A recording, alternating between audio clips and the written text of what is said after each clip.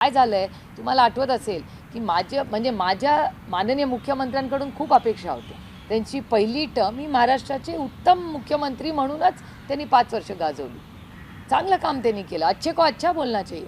त्याच्यामुळे मला आश्चर्य वाटते की या टर्ममध्ये देवेंद्रजींना झालंय तरी काय. परवा ते फलटणला गेले आणि फलटणला म्हणले क्लीन चिट. कशी क्लीन चिट? इन्क्वायरी झाली नाही तर तुम्ही क्लीन चिट कशी देणार?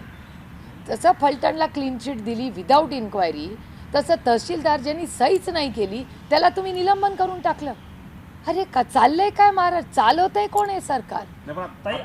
अमित शाह यांनी 2 दिवसांपूर्वी कुबड्यांचा उल्लेख केला होता. मागच्या काही दिवसांपूर्वी ते आले होते तेव्हा कुबड्यांचा उल्लेख केला होता.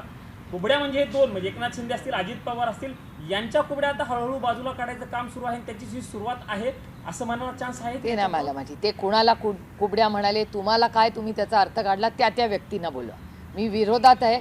माझी नैतिक जबाबदारी आहे की महाराष्ट्राचे मूलभूत प्रश्न जे आहेत, जे शेतकऱ्यांच्या आत्महत्या असतील, कर्जमाफी जी माननीय मुख्यमंत्री म्हणाले होते आम्ही सरसकट कर्जमाफी करू, ती केलेली नाही. त्यानंतर मुख्यमंत्री म्हणले योग्य वेळी करू. त्याच्यावर मी 10 वेळा सांगितलं आहे, तुमचीच टॅगलाईन आहे यही समय है सही समय. रोज दिसतात शेतकऱ्यांच्या आत्महत्या दर 3 तासाला होत आहेत. मग तुम्ही कर्जमाफी आत्ता नाही करणार तर कधी घेणार?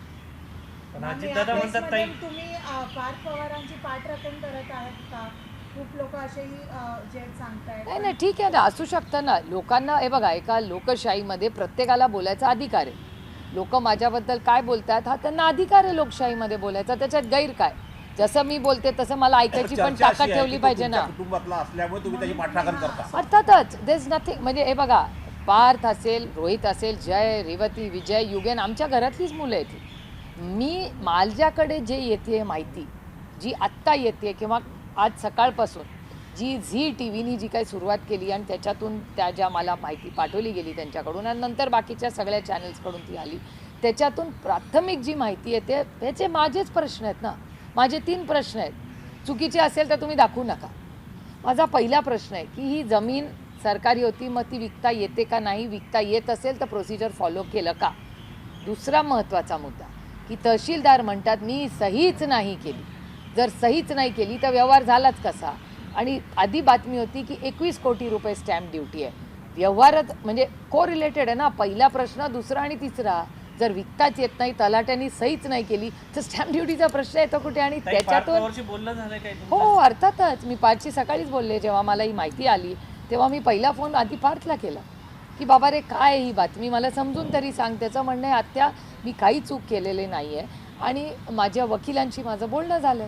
तर जर वकिलांनी बोलणं झालं आहे तर ते वकील कदाचित सगळे कागदपत्र घेऊन तुम्हाला क्लॅरिफिकेशन देतील. राज्य सरकारच्या वतीने आता चौकशी समिती स्थापन करण्यात येत आहे. त्या चौकशी समितीच्या नावाखाली काय वाटतं की हे सगळं प्रकरण दाबण्याचा प्रयत्न आहे का? दाबलं कसं जाईल? जर माननीय मुख्यमंत्री स्वतः काहीतरी सकाळचं तुमच्याच चॅनलवरचं स्टेटमेंट आहे, पहिली त्यांचं स्टेटमेंट आहे की विषय गंभीर आहे. त्याच्यानंतर ते म्हणाले की त्याची इन्क्वायरी करू. त्यामुळे नक्की मुख्यमंत्र्यांच्या मनात काय हेच समजत नाही. जैन बोर्डिंगच्या केसमध्येही तसंच झालं, ह्याहीमध्ये होतं आहे. त्यांनी फलटणला तर त्या मुलीची हत्या झालेली असताना त्यांनी क्लीन चिट दिली, मग म्हणाले SIT स्थापन करू. त्या मुलीच्या डॉक्टर मुंडेंच्या केसमध्ये आजही SIT स्थापन झालेली नाही.